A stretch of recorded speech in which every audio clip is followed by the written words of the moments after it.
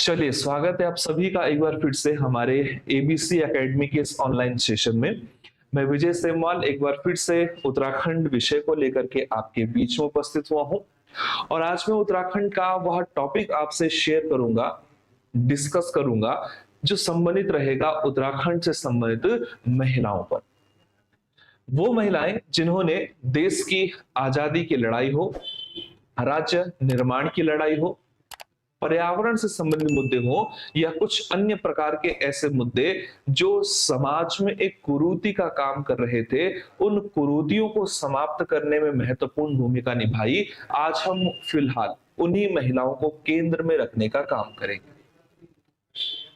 ज्यादा मैं समय नहीं लूंगा और टॉपिक पर आने की कोशिश करूंगा। तो उन महिलाओं में अगर हम देखने की कोशिश करें कि कौन कौन से महिलाएं उत्तराखंड की, चाहे हिस्ट्री हो, वर्तमान का समय हो, एक विशेष रूप से अपने आप को स्थापित कर चुकी हैं उत्तराखंड में, तो कुछ नामों को फिलहाल मैं आपके बीच में रखने वाला हूं जिन पर डिस्कस होगा। और उन नामों में अगर कुछ महत्वपूर्ण नामों की बात करें तो एक नाम हमेशा आपने इतिहास की किताबों में देखा होगा, जिस नाम को हम विष्णी देवी शाह कह करके पुकारते हैं।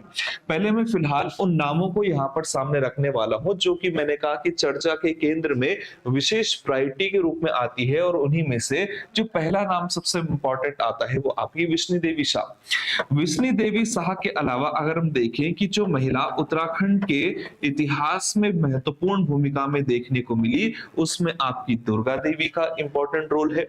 दुर्गा देवी के अतिरिक्त अगर हम देखें कि उत्तराखंड के क्षेत्र में कौन कौन सी महिलाएं ऐतिहासिक पृष्ठभूमि से जुड़ी हैं, तो उसमें एक महिला आपकी तुलसी देवी है।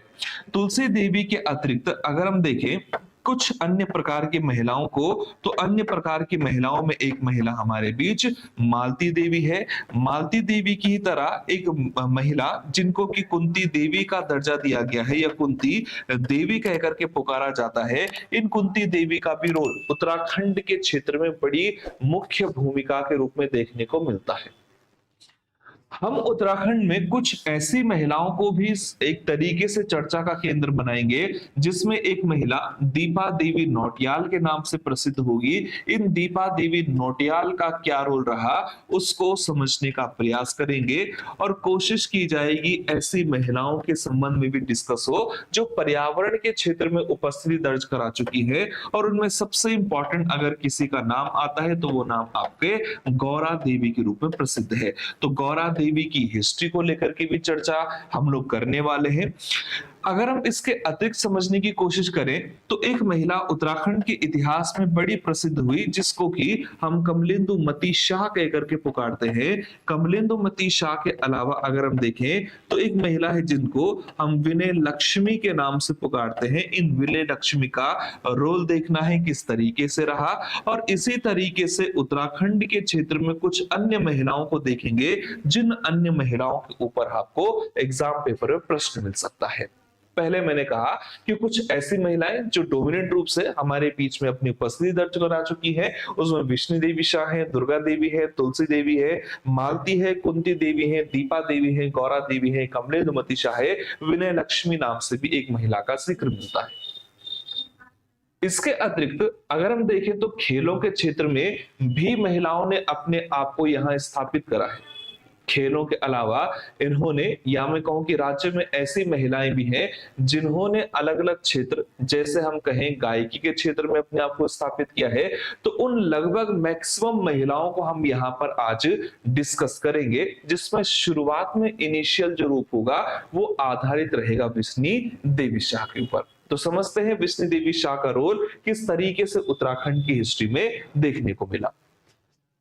मैंने कहा कि उत्तराखंड के जितनी प्रकार की महिलाएं हैं, उन महिलाओं में अगर हम देखें तो विष्णु देवी शाह का रोल बड़ा इंपॉर्टेंट देखने को मिल जाता है। और विष्णु देवी शाह वो महिला है जिनके बारे में ऐसा माना जाता है कि ये राज्य की वो पहली महिला है जो कि जेल जाने वाली पहली महिला की भूमिका निभा चुकी है। अब वो जेल जाने का काम इन्होंने राष्ट्रीय आंदोलन में किया, क्षेत्रीय आंदोलन में किया, उसको लेकर के भी चर्चा हम लोग करेंगे। लेकिन फिलहाल पहला पॉइंट आपको विष्णु देवी शाह के साथ ये ध्यान रखना है कि उत्तराखंड से अगर कोई महिला जेल जाने वाली पहली महिला की भूमिका निभाती है तो वो पहले जेल जाने वाली महिला विष्णु देवी शाह बनी। अब इस विष्णु देवी शाह के संबंध में कुछ फैक्ट, क्योंकि हमको जो चीजें हैं वो एग्जाम के हिसाब से फैक्चुअल रूप में समझने की कोशिश करनी है। और ऐसा माना जाता है कि जब समयकाल 1930 का चल रहा था, तो 1930 के समयकाल में एक तारीख आपको ध्यान रखनी है, जो तारीख 26 मई 1930 से जुड़ी हुई थी। और 26 मई 1930 की तारीख उत्तराखंड के इतिहास की वो महत्वपूर्ण तारीख के रूप में मानी जाती है, जिस दिन अल्मोड़ा का नगर पालिका जो परिषद था, उस परिषद के ऊपर आपने झंडा, जो कि तिरंगा झंडा है, उसको फहराने की कहानी सुनी होगी। हालांकि इस समय पूरी बटालियन कहो या पूरे जो उत्तराखंड के कुमाऊं के अल्मोड़ा में आंदोलनकारी उपस्थित हुए थे, उसमें विक्टर मोहन जोशी का सबसे बड़ा इंपॉर्टेंट रोल रहा। लेकिन अगर हम महिलाओं को लीडर या लीडरशिप देने की भूमिका में अगर किसी महिला को पाते हैं, तो महिलाओं को नेतृत्व करने वाली अग्रणी महिला इस समय विष्णु देवी शाह बनी। और विष्णु देवी शाह ने 26 मई 1930 को जो ध्वजारोहण या आपने तिरंगा झंडे को क्या करा था, अल्मोड़ा की नगर पालिका परिषद के ऊपर फहराया, उसमें महिलाओं का नेतृत्व करती हुई विष्णु देवी शाह पाई गई। और इसी घटना के पश्चात माना जाता है कि विष्णु देवी को एक तरीके से जेल में भी बंद करने का उल्लेख प्राप्त हुआ। दिलचस्प किस्सा ये रहा कि इसी दौरान ऐसा माना जाता है कि जब विष्णु देवी शाह जेल गई, तो जेल जाकर के इन्होंने एक विशेष प्रकार का नारा दिया, और नारा था कि जेल न समझो बिरादर, इसे जेल जाने के लिए यह कृष्ण प्रसाद है, यह तो मंदिर है कृष्ण प्रसाद पाने के लिए। तो कुछ ऐसे स्टेटमेंट देने वाली अगर कोई उत्तराखंड की महिला पॉपुलर हुई है, तो उसी में आपकी विष्णु देवी शाह का रोल देखा जाता है। विष्णु देवी शाह न सिर्फ आपके 26 मई 1930 को इस तरीके के ध्वजारोहण वाले आंदोलन की घटना में शामिल हुई थी, इसके अतिरिक्त माना जाता है कि जब 1940 का समय चल रहा था, तो 1940 के समय काल में इन्होंने अल्मोड़ा के नंदा देवी मंदिर प्रांगण में भी ध्वजारोहण करने का काम किया था। तो ये दो पॉइंट्स काफी इंपॉर्टेंट विष्णु देवी शाह के संबंध में याद रखना है कि पहला 1930 26 मई की तारीख को अल्मोड़ा नगर पालिका पर ध्वजारोहण करने में महिलाओं को लीड करने वाली महिला विष्णु देवी शाह थी। और साथ ही साथ मैंने कहा कि ऐसा ही कुछ काम इन्होंने 1940 के समय काल में किया, और इस समय वो अल्मोड़ा के नंदा देवी मंदिर प्रांगण में ध्वजारोहण करती हुई पाई गई थी। हालांकि इस बीच 1935 के समय काल में विष्णु देवी शाह की मुलाकात उस महान हस्ती से हुई जिनको कि हम विजय लक्ष्मी पंडित के नाम से पुकारते हैं। और आप सभी को पता होगा कि जो विजय लक्ष्मी पंडित है, ये पंडित जवाहरलाल नेहरू की बहन थी। इनसे संपर्क में 1935 में विष्णु देवी शाह आई, और आकर के इन्होंने फिर आगे चल करके खादी का प्रचार उत्तराखंड में किया था।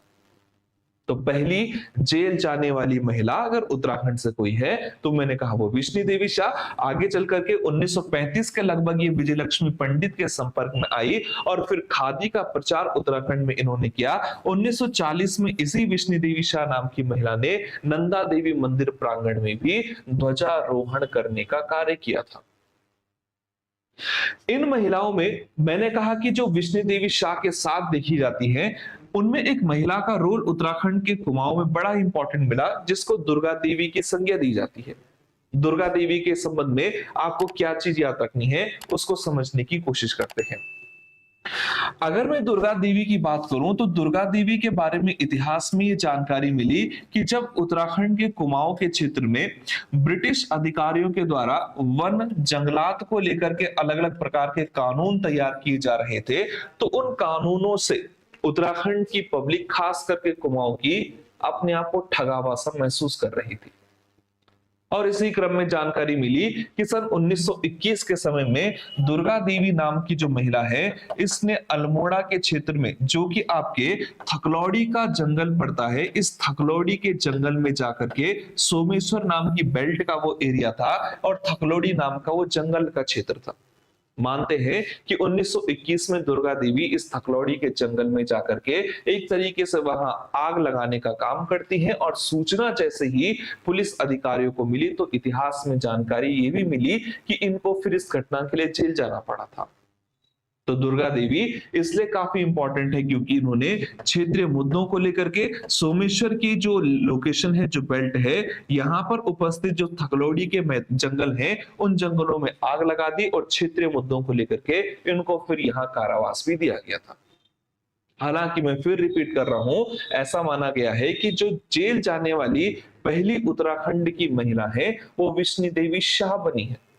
लेकिन यदि प्रश्न आए कि वनों के मुद्दे को लेकर के पहली बार जेल जाने वाली महिला कौन थी, तो वन आंदोलन में जेल जाने वाली पहली महिला आपकी दुर्गा देवी बन चुकी थी। दुर्गा देवी के अतिरिक्त अगर हम देखें कि इस क्षेत्र में कौन कौन सी महिलाएं इंपॉर्टेंट रोल निभाती हुई नजर आती हैं, तो समझते हुए चलते हैं किस प्रकार की महिलाएं यहां पर सामने रही थी। अगर हम देखें कि अन्य महिलाएं कौन कौन सी इंपॉर्टेंट है, तो अन्य महिलाओं में एक महिला हमारे बीच में काफी इंपॉर्टेंट हुई या इंपॉर्टेंस भूमिका निभाती है, तो उसमें एक महिला का नाम हम तुलसी देवी कह करके भी जानते हैं। और तुलसी देवी नाम की जो महिला है, इस महिला को लेकर के हमको ये जानकारी मिलती है कि इनका संबंध पिथौरागढ़ की बेल्ट से जुड़ा था। और पिथौरागढ़ की जो बेल्ट है, इस बेल्ट में इन्होंने कई सारे काम किए और उन कामों में सबसे इंपॉर्टेंट काम ये था कि इन्होंने पिथौरागढ़ की महिलाओं को आत्मनिर्भर बनाने में सबसे महत्वपूर्ण भूमिका निभाने का कार्य कर दिया। ट्राइसेम जैसी योजनाओं को वहां पर शुरू किया। कताई बुनाई से संबंधित कार्य महिलाओं को सिखाने में इनका इंपॉर्टेंट रोल रहा। और चूंकि इस समय महिलाओं की स्थिति बड़ी दयनीय थी, चाहे वो उत्तराखंड की बात हो, चाहे वो भारत के क्षेत्र की बात हो, तो इसी बीच में महिलाओं को स्वावलंबी बनाने के लिए, आत्मनिर्भर बनाने के लिए इन्होंने सिलाई, कताई, बुनाई जैसे कार्य महिलाओं से करवाए। इन्होंने ट्राइसेम जैसी योजनाओं को इंप्लीमेंट करवाने में अपना इंपॉर्टेंट रोल निभाया। और साथ ही साथ इन्होंने एक नारा दिया, नारा था रो नहीं आगे बढ़ो। तो ध्यान रखना, रो नहीं आगे बढ़ो का जो नारा है, इस रो नहीं आगे बढ़ो के नारे को देने का जो काम था, वो काम करने वाली महिला भी पिथौरागढ़ की तुलसी देवी के ही साथ जाता है। तो तुलसी देवी आत्मनिर्भरता के क्षेत्र में काफी इंपॉर्टेंट भूमिका निभाती हुई नजर आई और इनका इंपॉर्टेंट नारा रो नहीं आगे बढ़ो आपको फैक्ट के रूप में याद रखना है। इन्हीं महिलाओं में कुछ महिलाएं ऐसी भी हुई जिन महिलाओं में एक महिला उत्तराखंड के क्षेत्र में मालती देवी के नाम से प्रसिद्धि प्राप्त कर चुकी हैं। और मालती देवी के अगर हम इतिहास को समझने की कोशिश करें, तो मालती देवी के बारे में कहा जाता है कि जब 1942 का भारत छोड़ो आंदोलन चल रहा था, तो 1942 के इस भारत छोड़ो आंदोलन में महिलाओं को ये उत्तराखंड में लीड करती हुई नजर आती है। और न सिर्फ महिलाओं को इस आंदोलन में इन्होंने लीड किया, अलग अलग प्रकार के क्षेत्रीय मुद्दों को लेकर के भी ये महिलाओं को लीड करती हुई नजर आती है। तो ध्यान रखना, जो भारत छोड़ो आंदोलन था, उस भारत छोड़ो आंदोलन में उत्तराखंड में महिलाओं को लीड करने का कार्य आपकी मालती देवी के द्वारा किया गया। और साथ ही साथ हम आगे चल करके देखते हैं कि इन्हीं महिलाओं में एक महिला उत्तराखंड में काफी प्रसिद्ध हुई, जिसको हम कुंती देवी का एक तरीके से टाइटल देते हैं। अब कुंती देवी क्यों इंपॉर्टेंट, उस पॉइंट को समझते हैं। कुंती देवी उन्हीं महिलाओं के समूह की एक सदस्य थी जिस समूह को लीड करती हुई विष्णु देवी शाह नजर आई। और चूंकि कुंती देवी इसलिए भी प्रसिद्ध हुई क्योंकि सन 1932 के समय काल में ब्रिटिश सरकार के माध्यम से एक आदेश पारित हुआ, एक आदेश जारी किया गया। और वो आदेश था कि जितनी ये महिलाएं हैं उनको किसी न किसी तरीके से पकड़ करके जेल में बंद कर दिया जाए। लेकिन कुंती देवी उन सभी महिलाओं में स्पेशल महिला थी जिसके लिए स्पेशल ऐसे ऑर्डर जारी हुए कि ये जो महिला कुंती है, इसको या तो जिंदा पकड़ करके लाओ या तो इनको मुर्दा ही पकड़ के लाए जाए। तो ध्यान रखना कि यदि किसी महिला को जिंदा और मुर्दा पकड़ने के आदेश जारी हुए थे, वो आदेश जिस महिला के सापेक्ष जारी हुए, उसी महिला को मैंने कुंती देवी की संज्ञा दी। और ऐसे आदेश ब्रिटिश सरकार ने उत्तराखंड में सन 1932 में जारी किए थे। महिलाओं की धरपकड़ शुरू हुई और धरपकड़ में कहते हैं कि टोटल 8 महिलाओं को कैद किया गया। उन 8 महिलाओं में पद्मा देवी नाम की एक महिला हुई, जिस महिला को लखनऊ नाम की जेल में बंद किया गया, और बाकी जो अन्य प्रकार की महिला थी उन महिलाओं को हमने फतेहगढ़ नाम की जो जेल है, इस फतेहगढ़ नाम की जेल में कैद कर दिया था। तो ध्यान रखना कि 1932 में जिस महिला को जिंदा या मुर्दा पकड़ने के आदेश जारी हुए थे, वो महिला आपकी कुंती देवी रही। इनमें मैंने कहा कि पद्मा देवी नाम की महिला को लखनऊ की जेल में कैद किया गया, और बाकी अन्य महिलाओं को इन अंग्रेजों ने, या हम कहें कि ब्रिटिश सरकार में जो अधिकारी बैठे हुए थे, इन्होंने फतेहगढ़ नाम की जेल में उनको कैद कर दिया था। कुछ महिलाएं हमको सिंपल वन लाइनर के रूप में याद रखनी है, और उन्हीं में से कुछ कुछ आंकड़े में आपके बीच में फैक्चुअल रूप में वन लाइनर के रूप में रख रहा हूं। इन्हीं महिलाओं में हमको कुछ महिलाओं के होने का उल्लेख मिलता है, और उन महिलाओं में अगर हम देखें कि कौन कौन सी महिलाएं हमारे लिए इंपॉर्टेंट है, तो मैंने कहा कि विष्णु देवी शाह है, दुर्गा देवी भी है, तुलसी देवी है, मालती देवी को देखा, कुंती देवी को देखा। इन्हीं महिलाओं में कुछ ऐसी महिला जिसमें दीपा देवी नौटियाल का नाम आता है, गौरा देवी का नाम आता है, कमलेंदुमती शाह का नाम आता है, विनय लक्ष्मी का नाम आता है। पहले ऐतिहासिक महिलाओं को पढ़ने का काम कर लेते हैं। उसमें एक नाम आता है हमारा कमलेंदुमती शाह का। अब कमलेंदुमती शाह की विशेषता क्या है, तो उसको समझने का प्रयास कर लेते हैं। कमलेंदुमती शाह नाम की जो महिला है, इस कमलेंदुमती शाह का संबंध कहीं ना कहीं टिहरी रियासत से जुड़ा है, और टिहरी रियासत में इनके बारे में जो जानकारी मिली, वो जानकारी ये है कि जो नरेंद्र शाह नाम के राजा टिहरी के इतिहास में हुए, इन्हीं नरेंद्र शाह की पत्नी की भूमिका निभाती है आपकी कमलेंदुमती शाह। और कमलेंदुमती शाह का टिहरी के इतिहास में सबसे इंपॉर्टेंट योगदान ये रहा कि 1962 के समय काल में नरेंद्र नगर में एक महाविद्यालय को स्थापित करने का उल्लेख मिलता है, जिसे हम नरेंद्र महाविद्यालय के नाम से पुकारते हैं। ध्यान रखना कि इस महाविद्यालय को स्थापित करने में अगर किसी का सबसे इंपॉर्टेंट योगदान मिलता है, तो वो योगदान देने वाली महिला कमलेंदुमती शाह ही थी।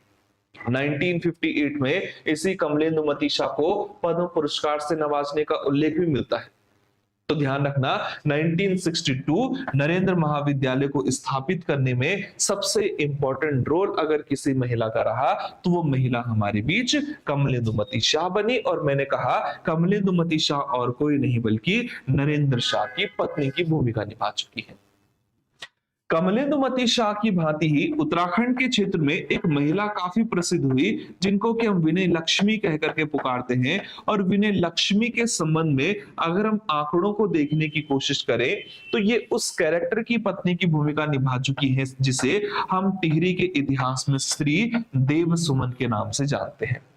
यूके SSC ने इन्हीं पर एक क्वेश्चन शायद कनिष्ठ के एग्जाम पेपर में पूछा था कि विनय लक्ष्मी इनमें से किसकी पत्नी थी। तो ध्यान रखना, श्रीदेव सुमन की पत्नी की भूमिका विनय लक्ष्मी के द्वारा निभाई गई थी, और इसी विनय लक्ष्मी को आगे चल करके देवप्रयाग विधानसभा की जो सीट है, इस देवप्रयाग विधानसभा से विधायक के रूप में भी चुना जा चुका है।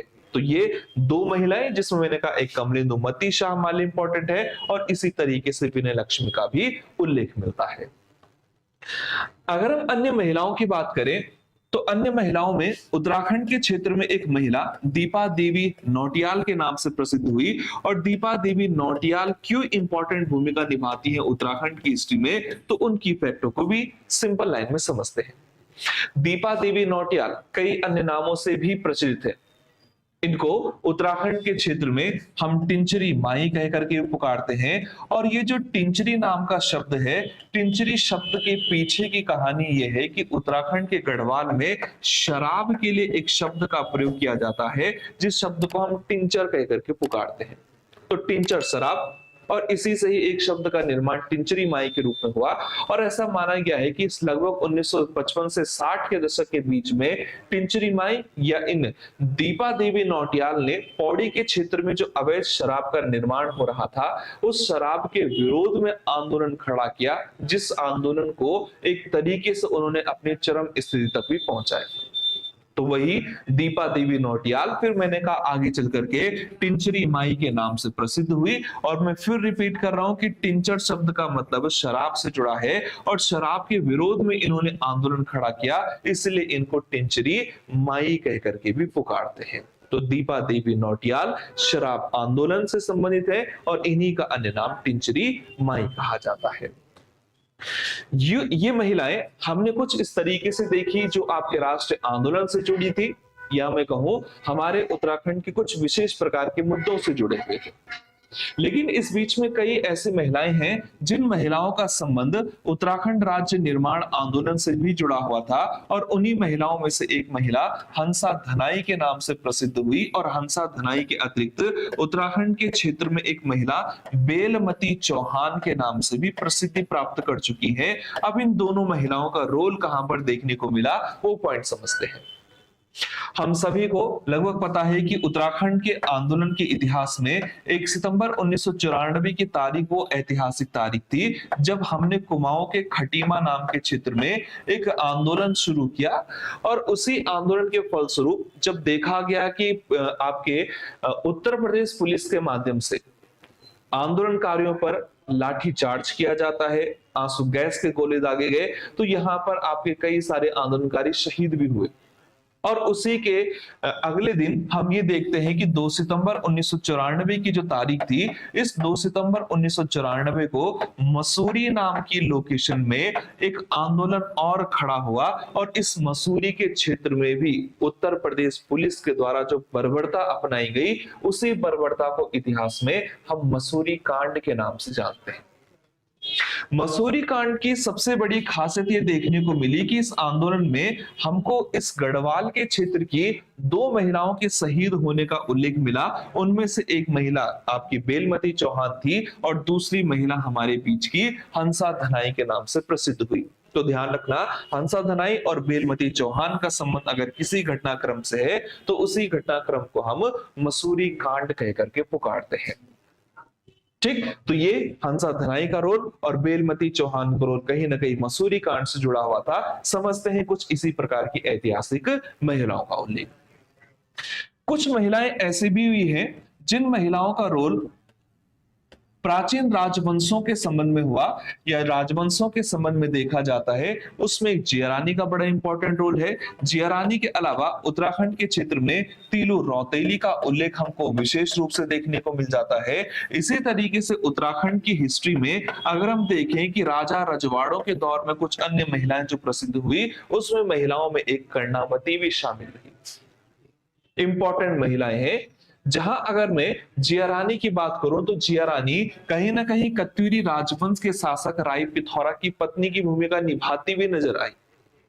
और इनको अगर हम कुमाऊं के इतिहास से उत्तराखंड के इतिहास में देखें तो इनको हम लोग वर्तमान में कुमाऊं की लक्ष्मीबाई के नाम से पुकारते हैं। तो कुमाऊं की लक्ष्मीबाई का अगर रोल देखा जाए तो ये संबंधित है आपकी जिया रानी से। अब इनको लक्ष्मीबाई का टाइटल देने के पीछे अलग अलग इतिहासकार अलग अलग मत देते हैं। यहां तक कुछ इतिहासकार जिया रानी के युद्ध का उल्लेख तैमूरलंग की एक सेना के साथ भी जोड़ते हुए देखे गए। दूसरी महिला जिसको कि मैंने तीलू रौतेली की संज्ञा दी, इस तीलू रौतेली के लिए हम जिस शब्द का या जिस टाइटल का उल्लेख करते हैं, प्रयोग करते हैं, वो गढ़वाल की लक्ष्मीबाई है। और गढ़वाल की लक्ष्मीबाई को हम एक और अन्य नाम से पुकारने का काम करते हैं और वो नाम है जोन ऑफ आर्क करके। तो ध्यान से पॉइंट को पहले समझते हुए चलना। मैंने कहा कि जो जिया रानी है तीलू रौतेली है, इस तीलू रौतेली के लिए हम एक और अन्य प्रकार की उपाधि या टाइटल का नाम देखते हैं जॉन ऑफ आर्क करके। तो जॉन ऑफ आर्क की भूमिका में नजर आती है हमारी गढ़वाल की लक्ष्मीबाई तीलू रौतेली। तीलू रौतेली का इतिहास अपने आप में रोचक है और रोचक कहीं ना कहीं कत्यूरी राजवंश से जुड़ा हुआ है। कहा गया है कि जो आपकी तीलू रौतेली थी, इन्होंने खैरागढ़ के कत्यूरियों के साथ एक युद्ध संपन्न किया था। हालांकि इनके कई सारे युद्धों का उल्लेख इतिहास में मिलता है, लेकिन जो सबसे इंपॉर्टेंट युद्ध इन्होंने लड़ा था वो कत्यूरियों के साथ का होने का उल्लेख मिला। और ऐसा माना जाता है कि कत्यूरियों की जो सेना है उनको युद्ध में हराते हुए तीलू रौतेली नजर आती है। और तीलू रौतेली की आगे चल करके हत्या भी कत्यूरियों ने की थी। और माना गया कि पूर्वी नयार नदी के किनारे रामू रजवार नाम के एक कत्यूरी सिपाही ने धोखे से तीलू रौतेली की हत्या करी। तो ध्यान रखना, तीलू रौतेली एक महत्वपूर्ण ऐतिहासिक महिला है जिन्हें गढ़वाल की लक्ष्मीबाई और जोन ऑफ आर्क के नाम से पुकारा गया। पूर्वी नयार के किनारे रामू रजवार नाम के एक कत्यूरी सैनिक ने इनकी हत्या करने का भी कार्य किया था।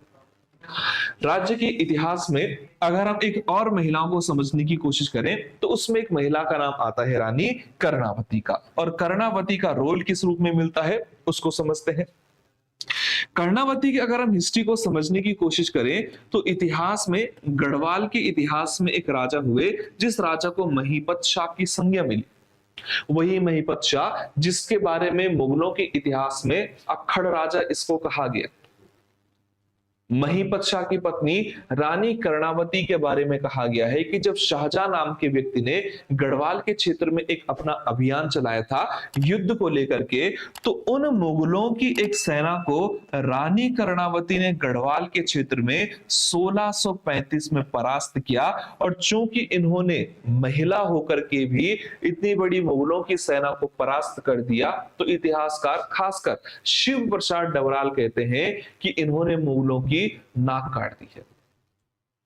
इस कारण शिव प्रसाद डबराल ही इनके लिए एक टाइटल का प्रयोग करते हुए देखे जाते हैं और इनको वो नाक कटी रानी की संज्ञा देते हैं। तो ध्यान रखना कि उत्तराखंड की हिस्ट्री में नाक कटी रानी कर्णावती है।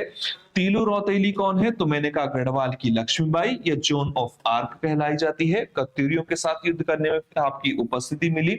जिया रानी, जिसको कि मैंने कहा इनको कुमाऊं की लक्ष्मीबाई का टाइटल हमें एक तरीके से इतिहास में मिलता है। तो ये कुछ ऐतिहासिक वो महिलाएं जिन महिलाओं के ऊपर आपको एग्जाम पेपर में प्रश्न देखने को मिल जाते हैं।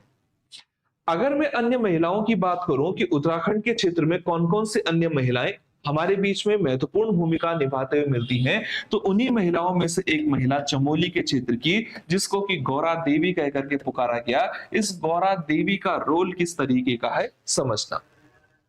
गौरा देवी की अगर हम हिस्ट्री को समझने की कोशिश करें तो गौरा देवी 1972 से 1974 के बीच में एक विशेष प्रकार की गतिविधि को लेकर के चर्चा के केंद्र में रही। और ये चर्चा का केंद्र इसलिए क्योंकि इस समय चमोली जैसे क्षेत्र में ब्रिटिश सरकार के, उत्तर प्रदेश सरकार के द्वारा जंगलों का कटान किया जा रहा था। उसी को लेकर के इतिहास में गौरा देवी महिलाओं को, जो कि रैणी नाम की महिलाएं हैं या रैणी गांव की महिलाएं हैं, उनको लीड करती हुई नजर आती है 1974 में। और इन्होंने जब पेड़ों से चिपक करके उन पेड़ों को न काटने की जो एक तरीके से शपथ ली थी, उसी को लेकर के एक आंदोलन खड़ा किया जिसको कि हम चिपको आंदोलन के नाम से जानते हैं। ये गौरा देवी का जो नाम है ये लगभग आपके उत्तराखंड के लगभग जनमानस को पता है, मैक्सिमम लोगों को, और न सिर्फ उत्तराखंड के बल्कि ये भारतवर्ष में एक बड़ा चर्चित नाम भी है पर्यावरण या वनों के आंदोलन को लेकर के। 1974 मैंने कहा 26 मार्च की तारीख थी और आंदोलन रैणी के क्षेत्र में शुरुआत होती है। इस आंदोलन को हम चिपको आंदोलन के नाम से पुकारते हैं, लेकिन चिपको का जो इतिहास में उल्लेख मिला है वो इनिशियल रूप से, या मैं कहूं कि जो टर्निंग पॉइंट इस आंदोलन का रहा वो गोपेश्वर के जंगलों का देखा जाता है। तो फिलहाल आप पॉइंट ये ध्यान रखना कि चिपको आंदोलन में महिलाओं को लीड करने वाली महिला गौरा देवी है। और चूंकि ये महिलाओं को लीड करती हुई पाई गई, इसलिए इनके लिए एक टाइटल दिया जाता है और वो टाइटल चिपको वुमेन के नाम से प्रसिद्ध है। तो ध्यान रखना कि उत्तराखंड की चिपको वुमेन कौन है, तो चिपको वुमेन की स्थिति में हमारे बीच गौरा देवी आ जाती है।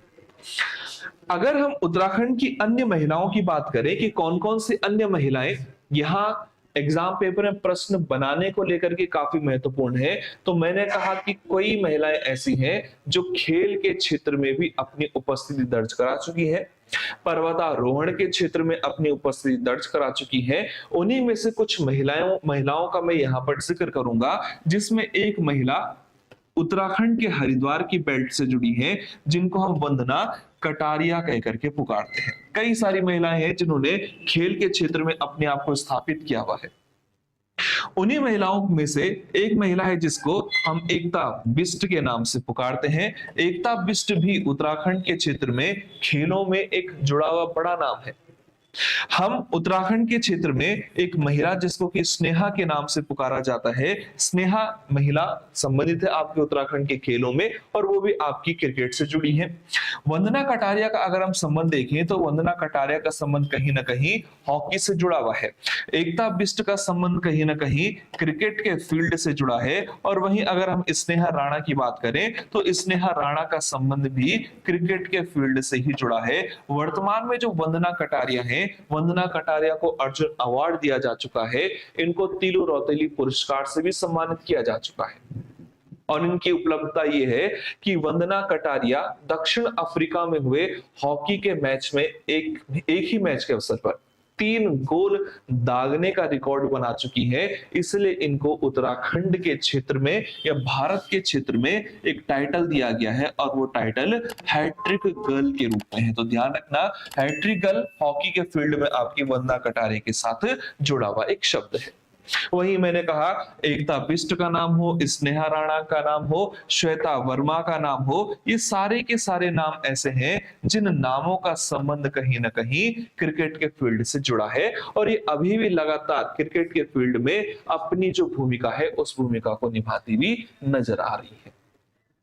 हम उत्तराखंड की कुछ अन्य महिलाओं में उन चर्चित नामों को देखें जिसमें एक नाम बसंती बिष्ट का है। तो ये बसंती बिष्ट भी काफी महत्वपूर्ण महिला, और बसंती बिष्ट का रोल उत्तराखंड के क्षेत्र में क्यों इंपॉर्टेंट, तो उसको भी समझने का कोशिश या प्रयास करते हैं।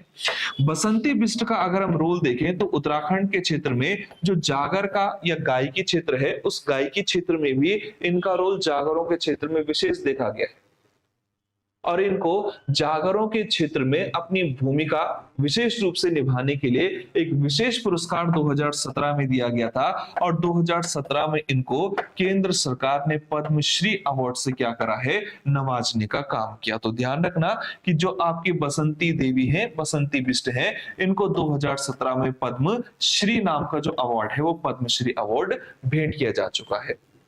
हम उत्तराखंड के क्षेत्र में कई सारी महिलाओं का उल्लेख पढ़ते हैं, उनमें एक महिला बछेंद्री पाल है, और ये बछेंद्री पाल नाम की जो महिला है, ये नाम काफी चर्चा में रहा, और चर्चा में इसलिए है क्योंकि इन्होंने जब एवरेस्ट 1984 में फतेह किया था तो भारत के क्षेत्र से ये ऐसी पहली महिला बनी जो कि 23 मई 1984 को एवरेस्ट फतेह कर चुकी थी। तो भारत की वो पहली महिला जिन्होंने 23 मई की तारीख को 1984 के समय में क्या करा था, एवरेस्ट को फतेह किया। ये भारत में ऐसा करने वाली पहली महिला बनी।